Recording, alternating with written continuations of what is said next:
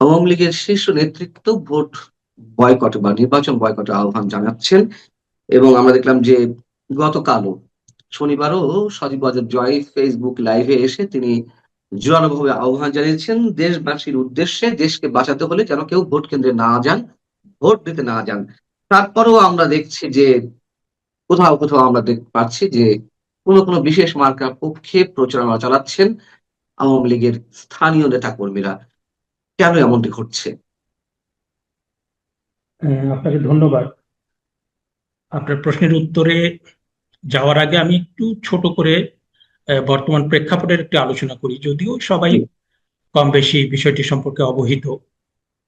মানে আমরা গত কয়েক দশকে বাংলাদেশের কিন্তু এরকম সংকট দেখিনি, যেটাকে ক্রাইসিস বলতে পারি। এখন এই ক্রাইসিসের মধ্য দিয়ে মানে যেটা আমার কাছে মনে হচ্ছে, একদিকে আমরা দেখছি যে একটা উগ্রবাদী শক্তি যারা বাংলাদেশের মুক্তিযুদ্ধের বিরোধিতা করেছিল, মানে তারা ক্ষমতায় যাওয়ার একটা সম্ভাবনা তারা তৈরি করেছে। এবং এইটা হচ্ছে যে তাদের নিজস্ব শক্তি না, মানে তাদের যে জনগণের মধ্যে তাদের সমর্থন, সেটা আমরা দেখেছি 5 থেকে 7 শতাংশ। এখন সেটা বাড়তে বাড়তে 15, 20, 25, 25 শতাংশের বেশি হবে না বলে আমার বিশ্বাস। কোথাও কোথাও 30 শতাংশ দেখানো হচ্ছে। এখন ওই 30 শতাংশ ভোট নিয়ে তারা ক্ষমতায় যেতে চায় এবং তাদের পেছনে তারা বলছে যে বৃহৎ পরাশক্তি আছে। হ্যাঁ, এই একটা খুব আশঙ্কার দিক। এখন প্রশ্ন হচ্ছে যে আপনার আওয়ামী লীগের মতো একটা দল, বাংলাদেশের সবচেয়ে প্রাচীন দল, এবং যাদের নেতৃত্বে আপনার মুক্তিযুদ্ধের মধ্য দিয়ে বাংলাদেশ রাষ্ট্র প্রতিষ্ঠিত হয়েছিল, তাদেরকে নিষিদ্ধ করা হয়েছে একটা মেটিকুলাস ডিজাইনের মধ্য দিয়ে, সেটা আমরা বুঝতে পারি। এবং এটার পেছনে পুরোপুরি ছিল আপনার মুক্তিযুদ্ধ বিরোধী শক্তি জামাতে ইসলামী, এনসিপি, এবং তাদের সাথে ইউনূস সরকার, যারা মেটিকুলাস ডিজাইনের মধ্য দিয়ে ওই তথাকথিত বিপ্লব করেছে এবং পুরো বাংলাদেশের মুক্তিযুদ্ধ থেকে এটাকে তারা একদম নস্যাৎ করে দিতে চায়। তো সেইটার একটা ইয়ে থেকে আপনি ধরেন যে এই নির্বাচনটা, একটা হচ্ছে নির্বাচন, সংসদ নির্বাচন, আর একটা হচ্ছে গণভোট। এখন সংসদ নির্বাচনটা যদি আওয়ামী লীগকে নির্বাচন করতে দিত, যে তারা যে সমস্ত নেতাকর্মী, যে সমস্ত নেতা দণ্ডিত হয়েছে তাদেরকে বাদ দিয়ে আপনার বাকিদেরকে তারা যদি নির্বাচনে আসতে পারতো, তাহলে এই নির্বাচনটা, সংসদ নির্বাচন নিয়ে প্রশ্ন খুব বেশি উঠত না। কিন্তু আহ আওয়ামী লীগ যেহেতু নির্বাচনে অংশ নিচ্ছে না, সেহেতু এটা প্রশ্নবিদ্ধ নির্বাচন হয়ে থাকবে। এবং যে সমস্ত আলোচক সমালোচক দীর্ঘদিন ধরে সমালোচনা করছেন 2014, 2018, 2024, আমি ব্যক্তিগতভাবে 2014 নির্বাচনকে আমি কোনো সমস্যা দেখি না। সেটা আমার নিজস্ব বিশ্লেষণ আছে, আমি এগুলো সবসময় সেটা পুরোনো বলি। বিতর্ক এবং এই নির্বাচনে যে বিতর্কের সঙ্গে হচ্ছে এটাও মোটামুটি এখন অনেকেই মন্তব্য করছেন। কিন্তু যেই দল অংশগ্রহণ না করাতে নির্বাচনটি বিতর্কিত হচ্ছে, সেই দলের হাই কমান্ডের নির্দেশ কেন সেই দলীয় নেতাকর্মীদের অনেকেই মানতে পারছেন না, অথবা কোনো ক্ষেত্রে ভোট কেন্দ্রে যেতে বাধ্য হবেন, এটি আসলে কেন? আমার কাছে যেটা মনে হয় যে আমরা যদি একদম ঢালাও ভাবে বলি যে আওয়ামী লীগের যে সমর্থক তারা নির্বাচন বয়কট করবেন, সেইটা বোধহয় আমার মনে হয় সেটা ধারণা করা ঠিক হবে না। আমার যেটা মনে হয় যে আওয়ামী লীগের যে সমর্থক, আপনি তাদের ভিতরে শিক্ষিত সমর্থক পাবেন, তাদের ভিতরে এলিট পাবেন, তাদের ভিতরে নিম্ন মধ্যবিত্ত পাবেন, তাদের ভিতরে দরিদ্র পাবেন, এবং তাদের মধ্যে আবার বিভিন্ন স্থানে, বিভিন্ন জায়গাতে বিভিন্ন বাস্তবতা আছে। সুতরাং আওয়ামী লীগের সমর্থককে আমি কয়েকটি ভাগে ভাগ করতে চাই। প্রথমত, যে যারা নীতিনিষ্ঠ, মানে শিক্ষিত হোক, এলিট হোক কিংবা দরিদ্র হোক, যারা একদম আওয়ামী লীগ ছাড়া কিছু বোঝেন না, যারা নৌকা ছাড়া কিছু বোঝেন না, এই যে আপনার অধিকাংশ সমর্থক, তারা কিন্তু ভোট কেন্দ্রে যাবেন না। হুম। কারণ তারা মোটামুটি তাদের যে শেখ হাসিনা এবং সজীব ওয়াজেদ জয়, তারা যে নির্দেশনা দিয়েছেন এবং আওয়ামী লীগের তরফ থেকে যে নির্দেশনা দেওয়া হয়েছে, এবং এটা আমরা বিএনপির ক্ষেত্রেও দেখি। মানে বিএনপি আওয়ামী লীগ তাদের বড় একটা শক্তির জায়গা হচ্ছে তাদের বিশাল একটা সমর্থক গোষ্ঠী আছে, যারা আওয়ামী লীগ, নৌকা, তারপর তাদের দলীয় নেতৃত্বের বাইরে তারা চিন্তা করেন। আর এটার সাথে নিরাপত্তার একটা ইস্যুও কিন্তু জড়িত। কারণ কেউ যদি ভোট দিতে যান, ভোট দিতে যাওয়ার পরে তার যদি ব্যক্তিগত মানে শারীরিক নিরাপত্তা ক্ষতিগ্রস্ত হয়, তাহলে সেই ঝুঁকি নিয়ে কিন্তু কেউ আপনার নির্বাচনে যাবেন না, এবং সেইটার মধ্য দিয়ে কিন্তু কিন্তু আমরা জানি। এবারে বিষয়টি আমরা দেখছি অনেকটাই ভিন্ন, জাস্ট বিপরীত। বরং ভোট কেন্দ্রে না গেলে আওয়ামী লীগের ভোটাররা অনেকেই নিরাপত্তাহীনতার মধ্যে রয়েছেন বা তারা আশঙ্কার মধ্যে আছেন যে ভোট দিতে না গেলে তাদেরকে নোটিশ করে রাখা হবে, বিশেষ করে হিন্দু ভোটাররা। তো তারা সেই জায়গা থেকে, আমি পার্সোনাল জায়গা থেকে কথা বলেছি অনেকের সাথে, তারা ভোট কেন্দ্রে যাবেন ভোট দিতে। কারণ ভোট না দিতে গেলে তাদেরকে যে নোটিশ করে রাখা হচ্ছে, পরবর্তী তাদেরকে যে কোনো ধরনের খেসারত দিতে হতে পারে, যে কোনো ভাবে শারীরিক লাঞ্ছনা থেকে শুরু করে যে কোনো ধরনের খেসারত দিতে হতে পারে, এই ধরনের আশঙ্কার মধ্যে তারা রয়েছেন। কিন্তু এটার আরেকটা দিক কি আপনি বিবেচনা করছেন, যে আওয়ামী লীগ সমর্থক যে সমস্ত ভোট, তারা যদি ভোট কেন্দ্রে গিয়ে সংসদ নির্বাচনে কাউকে ভোট না দিয়ে শুধুমাত্র ওই যে আপনার গণভোটে যেটা, সেখানে যদি না ভোট দেন, আওয়ামী লীগের যে বিশাল সমর্থক গোষ্ঠী, তারা ভোট কেন্দ্রে গিয়ে সেখানে তো গোপন ব্যালট, সেখানে কি করছে সেটা তো আর আপনি দেখতে পাচ্ছেন না। তারা যদি সেখানে গিয়ে সংসদ নির্বাচনে কাউকে দিলেন না, কিংবা তার পছন্দের বিএনপি কে দিলেন, কিংবা উদারপন্থী কাউকে দিলেন, কিন্তু জি। আপনার গণভোটে না দিলেন। এবং আমরা জানি যে গণভোটে এখন যে মেকানিজম ইলেকশন কমিশন এবং সরকার করেছে, তারা যে কোনো মূল্যে হা ভোটকে জিতিয়ে নিয়ে আসবে। কিন্তু না ভোট যদি অনেক বেশি পড়ে যায়, তো সেইটাকে আপনার নস্যাৎ করাও তো তাদের জন্য একটা কঠিন বিষয় হয়ে যাবে। আপনি কি সেই বিষয়টা বুঝতে পারছেন না? এবং অনেক আপনার বিভিন্ন জায়গাতে আপনি যেমন কথা বলেছেন, আমিও কথা বলেছি। হুম। আমাদের প্রফেশনাল বিভিন্ন গ্রুপ, বিশেষ করে শহরাঞ্চলে, শহরাঞ্চলের বাস্তবতা একরকম, গ্রামাঞ্চলের বাস্তবতা আর একরকম। আবার যে সমস্ত জায়গাতে নিরঙ্কুশভাবে জামাত, তার বাস্তবতা একরকম। যে সমস্ত জায়গাতে আপনার নিরঙ্কুশভাবে বিএনপি, তাদের বাস্তবতা অন্যরকম। আবার আপনি দক্ষিণাঞ্চলের অনেকগুলো জায়গা, গোপালগঞ্জ, ফরিদপুর, তারপর বরিশাল, কোথাও কোথাও কিন্তু আওয়ামী লীগের নিরঙ্কুশ, আপনি হয়তোবা তারা নানা কারণে নেতৃত্ব, তারা পালিয়ে বেড়াচ্ছে কিংবা দেশের বাইরে চলে গিয়েছে, কিন্তু তাদের সমর্থক গোষ্ঠী কিন্তু বিশাল। সেই সমস্ত জায়গার বাস্তবতা কিন্তু একরকম না। এবং আমি যে কথাটা আপনার প্রশ্নের উত্তর দিচ্ছিলাম, তার পরবর্তী প্রথম ক্যাটাগরিতে আমি যেটা বলেছি যে আওয়ামী লীগের নীতিনিষ্ঠ যে সমস্ত সমর্থক গোষ্ঠী, এরপরে যেটা এসছে সে বিএনপিতে যারা ভোট দিতে চান। কারণ আওয়ামী লীগের সবার মধ্যে তো আপনি ওই দৃঢ়তা পাবেন না যে আওয়ামী লীগ সমর্থন করে, ঠিক আছে, কিন্তু তারপরেও 5ই আগস্ট পরবর্তী বাস্তবতায় তারা নানা রকম ভাবে চিন্তা করছে যে আওয়ামী লীগ যেহেতু নেই, সেহেতু জামাত যেন ক্ষমতায় চলে না আসে। এরকম একটা বিবেচনা থেকে অনেকে কিন্তু বিএনপি কে ভোট দেবেন। আবার আবার যারা ভিন্ন ধরেন যে, বাস্তবতাও আছে। আবার ভিন্ন বাস্তবতাও আছে। আওয়ামী জি, লীগ অনেকে আবার জামাতকেও ভোট দিবে, এমনটা শোনা যাচ্ছে। তার কারণ গত 18 মাসে বিএনপি হুম, নেতা কর্মীদের মাধ্যমে যেভাবে নির্যাতনের শিকার হয়েছে, মব ভায়োলেন্সের শিকার হয়েছে, তাদের বাড়িঘর ব্যবসা প্রতিষ্ঠান থেকে নানান ধরনের আহ, নির্যাতনের শিকার হয়েছে, ভাঙচুর করা হয়েছে। কোন কোন ক্ষেত্রে, যেটি বাস্তবতা, 5ই আগস্টের পর কোন কোন এলাকায় জামাতের নেতা কর্মীরা আবার ঢাল হয়ে দাঁড়িয়েছিলেন বিএনপির এই ধরনের অ্যাক্টিভিটিজ এর বিরুদ্ধে। এবং সেই কৃতজ্ঞতা বশত ওই নির্যাতনের শিকার আওয়ামী লীগের স্থানীয় নেতা কর্মীদের কেউ কেউ আবার জামাতকেও ভোট দিতে চান। মানে বিষয়টা হয়েছে এরকম যে আওয়ামী লীগের যারা সমর্থক, 100% সমর্থক, আপনি তাদের সবাইকে নিয়ে বলতে পারবেন না যে তারা ভোট বয়কট করবে। হ্যাঁ, কারণ এইটা আপনার স্থানের বাস্তবতা আছে, ব্যক্তি বাস্তবতা আছে, তারপর রাজনৈতিক বাস্তবতা আছে। সেই জন্য আমি বলছিলাম যে আওয়ামী লীগের একটা বড় অংশ, সেটা 60%, 65%, 70% হতে পারে। হ্যাঁ, আর বাকি কিছু হয়তো বা নৌকাতে দেবেন, কিছু হয়তো বা বিএনপি কে দেবেন, কিছু জামায়াতকে দেবেন, কিছু বামপন্থী দলকেও দিতে পারেন, কিংবা অন্য ধর্মপন্থী দলকেও দিতে পারেন। যেমন আপনার এটা নিয়ে তো বেশ আলোচনা হয়েছে যে আপনার কমিউনিকেশন অ্যান্ড রিসার্চ ফাউন্ডেশন ও Bangladesh election and public opinion studies, তারা সম্প্রতি যে একটা জরিপ, মানে মতামত জরিপ করেছেন, সেখানে তারা দেখিয়েছেন যে আওয়ামী লীগের যারা আপনার ভোটার, তাদের ভিতরে 48.2% তারা বিএনপি কে ভোট দিতে চান। আবার তারা আরেকটা দেখিয়েছেন যে আওয়ামী লীগের যারা ভোটার, তারা জামায়াতকে ভোট দিতে চান, তাদের শতাংশ হচ্ছে 29.9। এবং সেই জন্য আমি বলছি যে মোটামুটি আমাদের একটা আপনি যে আলোচনাগুলো করছি, এই আলোচনাগুলো মানে আমি একটা বাক্যে বলতে পারবো না যে আওয়ামী লীগের সবাই ভোট বয়কট করবেন, একটা বাক্যে বলতে পারবো না যে সবাই বিএনপি কে ভোট দেবেন, সবাই জামাতকে ভোট দেবেন, কিংবা সবাই এটা করবেন। কারণ আপনার 5ই আগস্টের পরে নানা রকম বাস্তবতা হয়েছে। আপনার ক্ষেত্রে একটা বাস্তবতা হয়েছে, আমার ক্ষেত্রে আরেকটা বাস্তবতা হয়েছে, তারপর মিস্টার এক্স এর ক্ষেত্রে একটা বাস্তবতা হয়েছে, মিস্টার ওয়াই এর ক্ষেত্রে একটা বাস্তবতা হয়েছে। আমি বলছি না যে মানে আপনি হয়তো বা বিএনপি কে দেবেন, আমি হয়তো বা বাম দলকে দেব, আমি কথার কথা বলছি হুম, যে হুম। ভোটারের বাস্তবতা কিন্তু নানা রকম হয়েছে। এখন যারা বিএনপি সমর্থন করেন, তারা তো দেখছেন বিএনপি প্রার্থী আছে, সুতরাং সে ধানের শীষে ভোট দিতে তার সমস্যা নেই।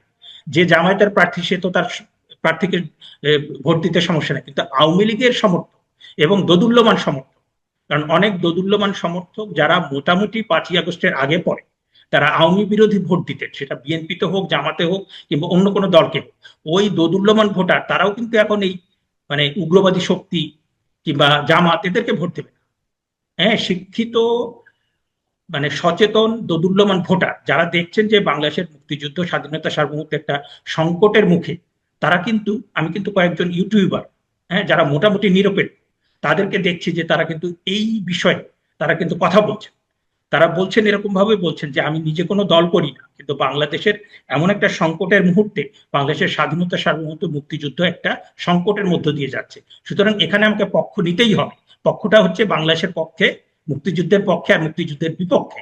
যারা বাংলাদেশের বিপক্ষে তাদেরকে কোনোভাবেই ভোট দেওয়া যাবে না। সেই জন্য বলছি যে আপনার কিন্তু এখানে এইখানে তো কোনো এখানে ওভারঅল মুক্তিযুদ্ধের পক্ষে বিপক্ষে শক্তি আসছে, ঠিক আছে, যেহেতু নির্বাচনী মাঠে বিএনপি এবং জামাতে ইসলামী প্রতিদ্বন্দ্বিতা অবস্থা আছেন, কিন্তু আওয়ামী লীগের পক্ষ থেকে টোটাল ভোটের প্রক্রিয়াকেই রাষ্ট্রের বিরুদ্ধে বা বাংলাদেশের বিরুদ্ধে একটি অবস্থান হিসেবে চিহ্নিত করা হচ্ছে এবং বলছে যে যদি বাংলাদেশ বাঁচাতে চান তাহলে নির্বাচনী কেন্দ্রে বা ভোট কেন্দ্রে যাওয়া একেবারেই উচিত হবে না, এমন আহ্বান তারা জানাচ্ছে।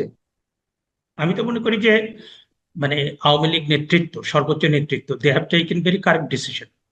না, আমি নিজে চারপাশের যে রাজনৈতিক বাস্তবতা, সামাজিক বাস্তবতা, অর্থনৈতিক বাস্তবতা, সাংস্কৃতিক বাস্তবতা, পুরো বাংলাদেশের ভেতরে আপনার ইউনূস সাহেব এবং তার সমর্থক এনসিপি এবং জামাতে ইসলাম, তারা রাজনীতি এবং রাজনৈতিক সংস্কারকে প্রধান এজেন্ডা করেছে, এবং তারা কোথায় বন্দর দিতে হবে, কোথায় করিডোর দিতে হবে, কোথায় কার সাথে কি বাণিজ্য চুক্তি করতে হবে, দেশের স্বার্থকে বাদ দিই, এইটা তাদের মূল এজেন্ডা। কিন্তু দেশের ভেতরে যে চাকরি বাকরি নাই, দেশের ভিতরে যে শিক্ষার অবস্থা খারাপ, দেশের ভিতরে কোনো ইনভেস্টমেন্ট নাই, দেশের ভিতরে দ্রব্যমূল্য পরিস্থিতি খারাপ, প্রত্যেকটা জায়গা ভেঙে পড়েছে।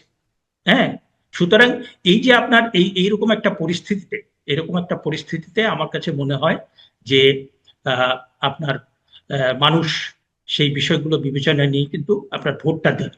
এবং সেই জন্য আমি বলছি যে আওয়ামী লীগের যারা সমর্থক, আপনার আওয়ামী লীগের যারা সর্বোচ্চ নেতৃত্ব, তারা চিন্তা করেছেন বাংলাদেশের প্রত্যেকটা জায়গাতে অবস্থা খারাপ, এবং এই নির্বাচন যদি হয়, কারণ এখনো পর্যন্ত একটা শঙ্কা আছে যে যারা উগ্রবাদী বাংলাদেশ বিরোধী শক্তি, তারা পরাশক্তির সহযোগিতায় তারা এখানে ক্ষমতা দখল করতে চায়। যদি তারা দেখে যে এটা তাদের পক্ষে সম্ভব হচ্ছে না, তাহলে তারাই নির্বাচনটা ভণ্ডুল করে দেবে। এবং আমরা সেটা দেখেছি যে ওসমান হাদির হত্যাকাণ্ডের মধ্য দিয়ে তাদের একটা মুভ ছিল যে এই সরকারকে বাতিল করে বিপ্লবী সরকার গঠন করবে। আবার এই নির্বাচনের কয়েকদিন আগে ওসমান হাদির স্ত্রী সম্প্রতি যে যমুনাতে এবং পে কমিশনের বাস্তবায়ন দাবিতে আপনার সরকারি কর্মচারীরা তারা যমুনাকে ঘেরাও করেছে। এইটাও কিন্তু আর একটা মুভ। সুতরাং এই যে এটার মধ্য দিয়ে তারা যখন দেখবে যে কোনোভাবেই তারা এই সরকারের প্রভাব কাজে লাগিয়ে ইলেকশন ইঞ্জিনিয়ারিং করে তারা কোনোভাবেই নির্বাচনে আসতে পারছে না, তখন তারা বন্ধ করে দিতে পারে। হ্যাঁ, এবং এইরকম পরিস্থিতিতে যদি নির্বাচন হয়ও, যদি আপনার নির্বাচন সরকার গঠন করুক, তাদের পক্ষে বাংলাদেশের অর্থনীতি, তারপরে আমলাতন্ত্রে যে আপনার স্থবিরতা, সেনাবাহিনীর মধ্যে যে স্থবিরতা, তারপরে আপনার নতুন কোনো ইনভেস্টমেন্ট নাই, তারপরে বেকারত্ব, কোনো নতুন চাকরি বাকরি নাই, প্রত্যেকটা জিনিসকে সামাল দেওয়া খুবই কঠিন হবে। এবং যার প্রেক্ষিতে 1 বছর, 2 বছর, 3 বছরের মাথায় নতুন একটা নির্বাচন করতে হবে। এবং ইতিমধ্যেই কিন্তু আমরা দেখতে পেয়েছি যে আওয়ামী লীগের সমর্থন, পরিবর্তিত পরিস্থিতিতে আওয়ামী লীগের সমর্থন কিন্তু নিম্নবিত্ত দরিদ্র লোকদের ভেতরে এবং বাকি অনেকের ভেতরেও কিন্তু নতুন একটা চিন্তা এসছে, এবং আওয়ামী লীগের সমর্থন কিন্তু খুব দ্রুত গতিতে বাড়ছে। সুতরাং এরকম একটা পরিস্থিতিতে আওয়ামী লীগের যারা নেতৃত্ব, তারা চিন্তা করছেন যে এই ইউনূস সাহেবের যে এই এটা তার যে শাসন, তার যে এই ইলেকশন, রেফারেন্ডাম, প্রত্যেকটা জিনিস প্রশ্নবিদ্ধ। তারা যে জুলাই চার্টার করেছে, সেটা তো বিএনপি ওইটার একটা বড় স্টেক হোল্ডার ছিল। তারা তো বলে দিল যে এটা জাতির সাথে একটা বড় প্রতারণা। তারা যে নোট অফ ডিসেন্ট দিয়েছিল, সে প্রত্যেকটা তারা বাতিল করে দিয়েছে। এবং এই সর্বোচ্চ লোকজন, doctor Yunus, Nobel laureate, Ali Riaz, আপনার মার্কিন যুক্তরাষ্ট্রে পড়ান একজন বুদ্ধিজীবী, তারা এরকম প্রকাশ্যে আপনার প্রতারণা করে তারা একটা অ্যাসাইনমেন্ট নিয়ে এসছেন ইউএস এর কাছ থেকে যে বাংলাদেশকে এই করতে হবে, এবং সেই অ্যাসাইনমেন্টের মধ্যে আমার মুক্তিযুদ্ধ, সংবিধান, সেগুলোকেও আপনার বাতিল করে দেওয়া করেছে। সেই জিনিসটাকে আমার মনে হয় যে মানুষ কোনোভাবে ভালো হিসেবে নেবে না, এবং আওয়ামী লীগ নেতৃত্ব সেটাকে বিবেচনায় নিয়ে তারা দেখছেন যে অদূর ভবিষ্যতে একটা চমৎকার মানে একটা সুটেবল বাস্তবতা আসবে এবং সেখানে নির্বাচনও হবে এবং সেটার মধ্য দিয়ে আওয়ামী লীগ আবার নতুন করে ফিরে আসবে। আহ, আওয়ামী লীগের তৃণমূলের নেতা কর্মীরা হয়তো বাস্তবতার একটা ভিন্ন জায়গা থেকে কাউকে কাউকে ভোট কেন্দ্রে যেতে হবে, কিন্তু কারাগারে যারা রয়েছেন, ভিআইপি কারাবন্দী, যেমন সাবেক মন্ত্রী আনিসুল হক, সাবেক মন্ত্রী সালমান এফ রহমান, সাবেক মন্ত্রী হাসানুল হক ইনু, সাবেক মন্ত্রী জুনায়দ আহমেদ পলক, তারা কেন পোস্টাল ব্যালটে সিল মারলেন, অথবা পোস্টাল ব্যালটের মাধ্যমে তারা ভোট দিলেন কেন? তারা তার আগে নিবন্ধিত হলেন পোস্টাল ব্যালটে ভোট দেওয়ার জন্য। আমরা সাধারণ মানুষের বা যে ফ্লোটিং ভোটার অথবা আওয়ামী লীগ যারা কর্মী সমর্থক যারা ভোটার রয়েছেন, তাদের নিয়ে বিশ্লেষণের জায়গাটি অনেক জায়গা থেকে করতে পারি, কিন্তু তারা কেন এই সিদ্ধান্ত দিলেন? যেমন গণমাধ্যমে এসেছে যে তারা ভোট প্রয়োগ করেছেন। আমি আসলে এই খবরের যে সত্যতা সেটা নিয়ে আমি নিশ্চিত না, যে তারা আদৌ অ্যাপ্লিকেশন করেছেন কিনা, আদৌ ভোট দিবেন কিনা। আচ্ছা। একটা হতে পারে যে তাদের, আমরা তো নিজেরা, আপনিও কারাগারে ছিলেন আমিও কারাগারে ছিলাম, মানে হুম, হুম, সেখানে যোগাযোগের যে ব্যবস্থা, আপনার একটা মাত্র পত্রিকা দেয়া হয়, আমরা মানে সেই পত্রিকা আবার কখনো কখনো বন্ধ থাকে এবং বাইরের হুম, হুম। জগতের সাথে পুরোপুরি যোগাযোগ বিচ্ছিন্ন। সুতরাং যারা ওখানে আছেন তারা হয়তোবা ওই দলীয় যে ইনস্ট্রাকশন নির্দেশ। সেটা হয়তো হুম, বা তারা পান না, কিংবা তাদের বিবেচনা যদি এটা হতে পারে, আমি জানি না, মানে কে কোন ভোট দেবেন সেটা তো তার ব্যক্তিগত বিবেচনা। কিন্তু মানে তারা যেহেতু মানে মিথ্যা মামলায়, মানে আমি সবার কথা বলছি না, আমি ব্যক্তিগতভাবে আপনার আসাদুজ্জামান নূরকে চিনি, তার সাথে ছিলাম, তারপরে তৌফিক ইলাহি চৌধুরীকে চিনি, তার সাথে ছিলাম, তারপর অধ্যাপক আবুল বারকাতকে চিনি, তার সাথে ছিলাম, তারপরে আপনার ব্যারিস্টার মেহেদী, সাবেক এডিশনাল অ্যাটর্নি জেনারেল, তার সাথে ছিলাম। এদের প্রত্যেকেই মিথ্যা মামলা দিয়ে 15 মাসের বেশি আপনার জেলে আপনার রাখা হয়েছে, যেটা আপনার মানবাধিকারের চরম লঙ্ঘন, এবং তাদেরকে জামিনও দেয়া হচ্ছে না। বাংলাদেশে মানে এইরকম পরিস্থিতি বোধহয় কখনোই ছিল না, যে এরকম একটা লেজেন্ডারি ফিগার যারা নানাভাবে বাংলাদেশের বুদ্ধিবৃত্তিক কিংবা আপনার অন্যান্য ক্ষেত্রে যারা কন্ট্রিবিউট করেছেন, তাদেরকে হুম, এইভাবে হুম। মিথ্যা মামলা দিয়ে মাসের পর মাস রাখা হয়। এখন তাদের সাথে তো আমি জানি তারা তো কোনোভাবেই তার, কারণ এই সরকারের তো প্রত্যেকটা প্রত্যেকটা কাজই প্রশ্নবিদ্ধ, এবং তারা তো এই ভোট দেওয়ার কোনো প্রশ্নই ওঠে না। কিন্তু তাদের নামে যেগুলো ছড়ানো হচ্ছে আমি জানি না সেটা কতটুকু সত্যি। এবং আমি নিজে 28 নভেম্বর যখন মুক্তি পেয়েছি, আমাকে কারাগার থেকে আমার যে দুটো ডায়েরি, আমি দুটো ডায়েরি লিখেছিলাম, আপনার সেই ডায়েরি দুটো তারা ইললিগালি সিজ করে রেখে দিয়েছে। মানে কোন ইউনুসের দেশে আমরা বাস করছি, যে আমার দুটো যে ডায়েরি, মানে সংবিধানের 39 অনুচ্ছেদ অনুযায়ী আমার যে চিন্তা করার স্বাধীনতা, মতামত প্রকাশের স্বাধীনতা, আমার লেখার স্বাধীনতা, সবকিছু নিশ্চিত করা হয়েছে, কিন্তু তারা সেই দুটো ডায়েরি রেখে দিলেন। এখন কোন দেশে আমরা বাস করছি? হ্যাঁ, এবং সেটার জন্য আমি ইতিমধ্যে চিঠি দিয়েছি, সেটা আমার ডায়েরিটা দেওয়া হয় কিনা। এবং আপনি জানেন যে আমাদের দেশের অনেক উল্লেখযোগ্য বই, বঙ্গবন্ধু শেখ মুজিবুর রহমান, তারপর শহীদুল্লাহ কায়সার, তারপর অনেক মহিউদ্দিন খান আলমগীর, অনেক লেখক, অনেক সাহিত্যিক এবং অনেক আপনার কাজী নজরুল ইসলাম, তারপরে রাজনীতির, তারা জেলে থেকে যে ডায়েরি লিখেছেন পরবর্তীতে সেটা প্রকাশিত হয়েছে বই হিসেবে, এবং সেটা একটা উল্লেখযোগ্য দলিল হয়েছে। এখন জেলখানার মধ্যে কি হচ্ছে এবং জেলখানার ভিতরে যে মানবাধিকার লঙ্ঘন হচ্ছে এবং সেখানে যে আপনার নিয়ম কানুনের কোনো বালাই নেই, সেখান থেকে আমি তো কোনো ক্রেডিবল নিউজ পাচ্ছি না। সুতরাং তার উপরে আমরা কিভাবে মানে মন্তব্য করব? আর যদি মন্তব্য করতে হয়, তাদের একটা বিবেচনা হতে পারে যে তারা ওই ভোট কেন্দ্রে গিয়ে কোথাও ভোট দেবেন না, শুধু রেফারেন্ডামে না না ভোট দিয়ে আসবে। পোস্টাল ব্যালটে যদি ভোট দেন তারা, আমরা তো পোস্টাল ব্যালটে ইতিমধ্যে শুনতে পাচ্ছি যে এটা ম্যানিপুলেশন হয়ে গেছে। হুম, হুম, হুম, হুম। আপনার এখন মুশকিল হচ্ছে যে ডক্টর মোহাম্মদ ইউনুস, মানে তিনি যে একজন বিদেশি এজেন্ট সেটা মোটামুটি প্রতিষ্ঠিত, এবং তার সবকিছু, তার জুলাই চার্টার, তার নির্বাচন, তার রেফারেন্ডাম, তার সবকিছু প্রশ্নবিদ্ধ।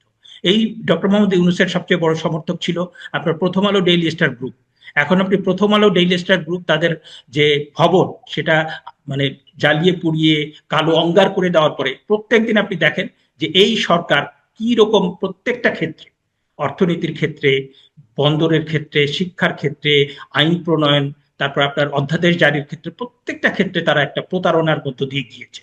হ্যাঁ, তাদের মানে উল্লেখযোগ্য কাজের ভিতরে আছে কি রিজার্ভের, মানে রিজার্ভের যে অবস্থান সেটা বোধহয় সংকট, মানে সেটা সন্তোষজনক। আরেকটা তাও হচ্ছে তো যে আপনার প্রবাসীদের রেমিটেন্স আসছে প্রবাসীদের কৃতিত্বটা কয়েকটা প্রবাসীদের কয়েকটা দিতে হয়। জায়গাতে গিয়ে।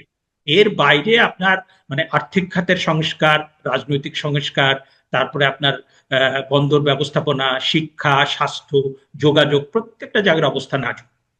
হ্যাঁ, সুতরাং এইটা দিয়ে মানে আপনি এই সরকার যে সমস্ত আপনার জটিলতা তৈরি করে গেল, এইটাকে তো ঠিক করতেই অনেকদিন সময় চলে যাবে। এবং এই মানে এই সরকার এবং তার যে উপদেষ্টারা, আমি জানি না, তাদের তো পালাতে হবে নিশ্চিত। হ্যাঁ, তাদের তো না পালানোর, বাংলাদেশে থাকার কোনো উপায় নেই। হয়তোবা 6 মাস থাকতে পারে, 1 বছর থাকতে পারে, কিন্তু এরপরে না পালানোর কোনো মানে পালাতে তো হবেই। এবং তারা যেখানে পালায় যাবে সেই সেই জায়গাতে গিয়েও তারা নিস্তার পাবে না। তারা এত দুর্নীতি এবং এত সব অনিয়ম করেছে। সেটি এখন আমাদের দেখার বিষয়, সময়ই নিশ্চিত করে বলে দেবে এবং আমাদের সামনে তুলে ধরবে আসলে কি হতে যাচ্ছে। আর আপনার যে আশঙ্কা অথবা আপনার যে ফোরকাস্টিং, সেই ফোরকাস্টিং এর সাথে তো অনেকেই একমত পোষণ করছেন। আপনি ভালো থাকবেন, অধ্যাপক শেখ আমি কি হাফিজুর রহমান আরেকটা কার্জন। বিষয় একটু একটু জি, আপনার 2-1 মিনিটে জি, বলতে পারি?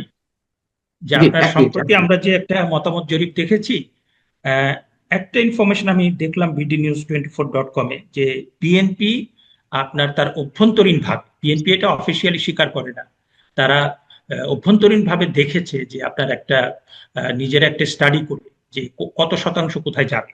এবং তাদের এটার শিরোনাম হচ্ছে national election colon and analysis of past elections in Bangladesh and predictions for the election 2026। এবং সেখানে তারা বলছেন যে আপনার আওয়ামী লীগ নির্বাচনে না থাকায় সমর্থকদের একটি বড় অংশ ভোট দেবে না। হ্যাঁ, এবং তারা যেটা বলছে যে বাকি যারা ভোট দেবে তাদের কিছু বিএনপির দিকে যাবে, কিছু জামাতের দিকে যাবে। এবং সেখানে তারা বলছে যে নির্বাচনে 35% মতো আওয়ামী লীগের সমর্থকদের মধ্যে মানে অধিকাংশ ভোট দেবেন না, মানে 65% তারা ভোট দেবেন না, এবং 35%-এর মতো ভোট তারা দিতে পারেন। এবং তার ভিতরে 40-45% বিএনপির পক্ষে যাবে, আর 15-20% জামায়াতের দিকে যাবে। আর 15-20%-এর কথা তারা বলছেন যে স্থানীয়ভাবে যারা ওই স্ট্রং স্বতন্ত্র, মানে শক্ত স্বতন্ত্র, তাদেরকে ইয়ে করবে। আবার এটাও ঠিক যে যারা আপনার ওই আওয়ামী লীগের যারা ভোট দিতে যাবেন, হ্যাঁ, তাদের অনেকের কিন্তু আপনার ব্যবসা বাণিজ্য আছে, তারপরে বাড়িঘর আছে, জানমাল সম্পদের জি, নিরাপত্তা আছে, সেটাই এবং বললাম। তাদের হুম, হুম। অনেকের বিরুদ্ধে মিথ্যা মামলা দায়ের করা হয়েছে। সেইটা কিন্তু তারা নেগোশিয়েট করবেন, যে বিএনপি কিংবা জামাত কিংবা স্বতন্ত্র যে প্রার্থী, তাকে বলবেন যে হ্যাঁ, আমার এই মামলা তুলে নেওয়ার ব্যাপারে আমি নিশ্চয়তা দিচ্ছি, তোমার জানমাল সম্পদ এটার কোনো হবে না। সেটাও কিন্তু তারা, যার ফলে যেটা হবে যে অধিকাংশ ভোটার ভোট দেবেন না, কিন্তু কিছু কিছু অংশ, কারণ বাংলাদেশের ভেতরে থাকতে হলে তো তার জান মাল সম্পদ, জি। তারপর জীবন জীবিকা, সেগুলো চালু রাখতে হবে। সেইটার স্বার্থে সে হয়তো বা নেগোশিয়েট করবে যে বিএনপি, জামাত কিংবা স্বতন্ত্র, এবং সেইভাবে কিন্তু কিছু ভোট আপনার ওই নানা রকম ভাবে নানা বাক্সে যাবে। অনেক ধন্যবাদ শেখ হাফিজুর রহমান কার্জন আমাদের সঙ্গে যুক্ত থাকার জন্য। ভালো থাকবেন দর্শক, আপনারা ভালো থাকবেন। আল্লাহ